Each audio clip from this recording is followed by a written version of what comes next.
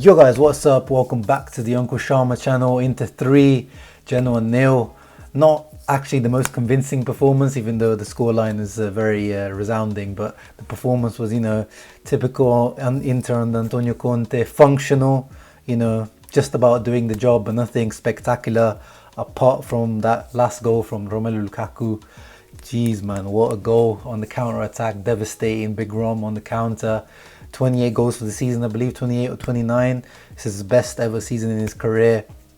When he first came, there were a lot of doubters. I really wanted him, but I was very skeptical about his, whether he was able to get his physique into shape. But obviously, Pintus and Conte with their training have got this guy back into his peak shape. And what a player he is. I've seen a few doubters coming back up in the last few games when he wasn't scoring and he was misfiring.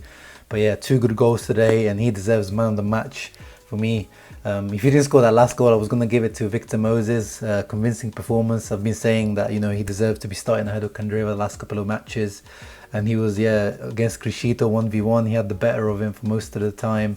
And that one goal that he whipped in, that cross he whipped in for Sanchez's goal, great. Lift Criscito for dead. Criscito still having nightmares, and Sanchez getting a deserved goal. Again, he came on and looked better than Lautaro. Lautaro still, I don't know what it is with this guy. It's just frustrating to watch. He does one thing really well. He'll have a really good touch, he'll have a good run, but then his decision making is always, he does the wrong thing. He snatches at shots. Just waiting to see this guy come back into his proper form that he was, pre-COVID Lautaro. But yeah, this is worrying. But at least we've got Sanchez now who's back fully firing. He deserves to start the next match against Napoli, hopefully. Against Napoli, actually, no more Gagliardini. He's the one who started every single match post-COVID.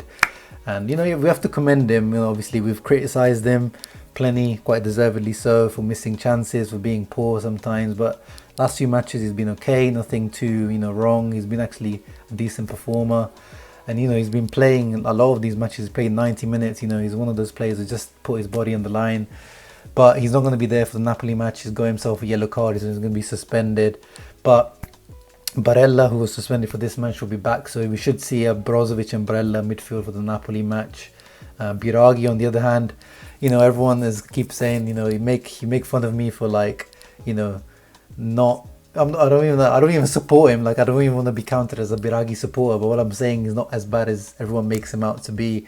And again, he's come up with a good assist with his weaker foot straight onto Lukaku's head, who just bullied Zapata.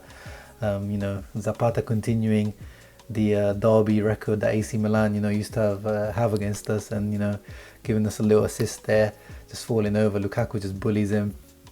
Apart from that, defense wasn't really too challenged. I must say Pinamonti for Genoa was impressive. Obviously he's on loan. I think that they have actually bought him out outright, Pinamonti for Genoa. But I think we got a gentleman's agreement that we can bring him back, and he was pretty impressive. This year on loan has definitely done him a lot of good.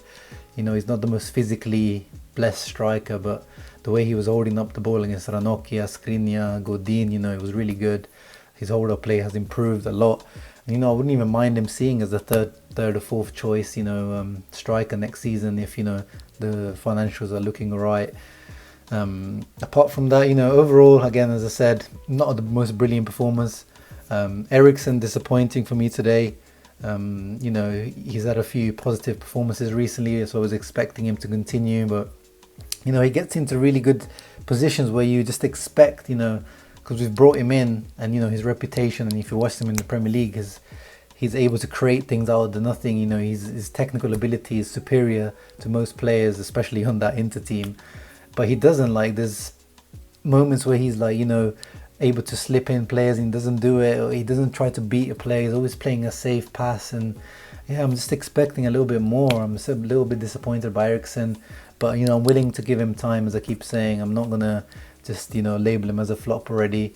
I was expecting a little bit more. We have to say, he's a world-class player. We expect a bit more.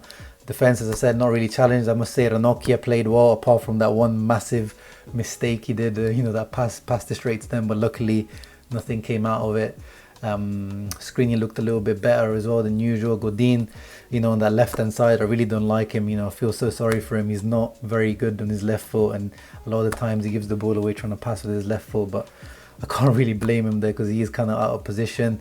But, you know, good that we got to rest some players as well, rotate a little bit, because that next match against Napoli is very important to retain the second position in the table. You know, if we can finish as high as possible, you know, as I said, I'll be super happy to finish second because I was predicting a third place finish. You know, so much improvement for me compared to last season in the league, and then waiting for the Europa League, of course. But yeah, that was all my thoughts for this match. Let me know in the comments below, do you agree with me? Lukaku man of the match, or was it someone else? What do you make of Eriksen? Would you make of Gagliardini missing the next match? Let me know. Leave a thumbs up, help support the channel, and I'll see you in the next one. Ciao.